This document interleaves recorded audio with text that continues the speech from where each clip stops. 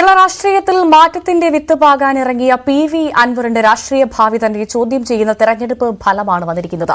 തുടക്കത്തിലെ പാളിയ രാഷ്ട്രീയ പരീക്ഷണം ഇനി എന്ത് എന്ന ചോദ്യമാണ് അൻവറിന് മുന്നിൽ അവശേഷിപ്പിക്കുന്നത്. അഴിമതിയോട് സന്ധിയില്ലാ സമരം പ്രഖ്യാപിച്ചു തുടങ്ങിയ പരീക്ഷണം ചെറുചലനം പോലും ഉണ്ടാക്കാതെ പോയ തെരഞ്ഞെടുപ്പ് ഫലം. ചേലക്കരയിൽ സ്വന്തം സ്ഥാനാർത്ഥിയെ നിർത്തി അൻവറിന് കിട്ടിയത് 3900 വോട്ടുകളാണ്.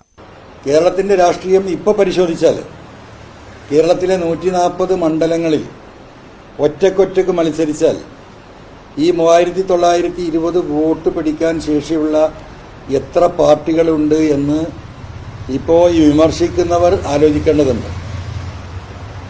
ഒന്ന് CPM, ഒന്ന് കോൺഗ്രസ്, ഒന്ന് BJP.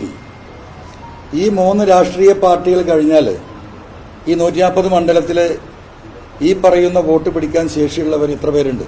പാലക്കാട് സ്വന്തം സ്ഥാനാർത്ഥിയെ പിൻവലിച്ച് UDFന് പിന്തുണ പ്രഖ്യാപിച്ചുവെങ്കിലും UDF വിജയത്തിൽ ഒരു അവകാശവാദവും ഉന്നയിക്കാൻ അൻവറിനാകില്ല. സ്വന്തം തട്ടകമായ നിലമ്പൂരിൽ നേരത്തെ തന്നെ പ്രിയങ്കയ്ക്ക് പിന്തുണ പ്രഖ്യാപിച്ചിരുന്നുവെന്ന് ചൂണ്ടിക്കാട്ടി പിടിച്ചു നിൽക്കാൻ ശ്രമിക്കാം.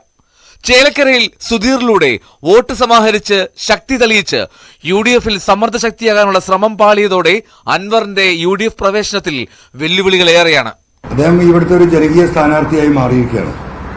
എല്ലാ പാർട്ടികളിൽ നിന്നും എല്ലാ വിഭാഗത്തിൽ നിന്നും അദ്ദേഹത്തിന് പിന്തുണയേറുകയാണ്. ഈ മണ്ഡലത്തിലെ പൊളിറ്റിക്കൽ നെക്സസിനെതിരെ ജനങ്ങൾ വോട്ട് ചെയ്യാൻ തീരുമാനിച്ചിരിക്കുന്നത് എന്നതൊരു ഇവിടുത്തെ ഒരു പ്രപഞ്ച സത്യമാണ്.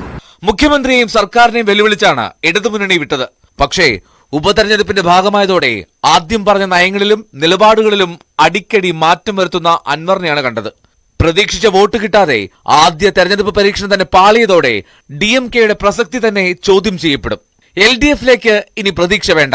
തദ്ദേശ നിയമസഭാ തെരഞ്ഞെടുപ്പ് ലക്ഷ്യമിട്ട് അൻവർ UDFലെത്താൻ വീണ്ടും ശ്രമിച്ചേക്കും. പക്ഷേ ചേലക്കരയിൽ UDFന്റെ സാധ്യതകളെ വെല്ലുവിളിച്ച നേതാവിനെ ഒപ്പം നിർത്താൻ മുന്നണി നേതൃത്വം തയ്യാറാകുമോ എന്ന് കണ്ടറിയണം. News desk, News 18.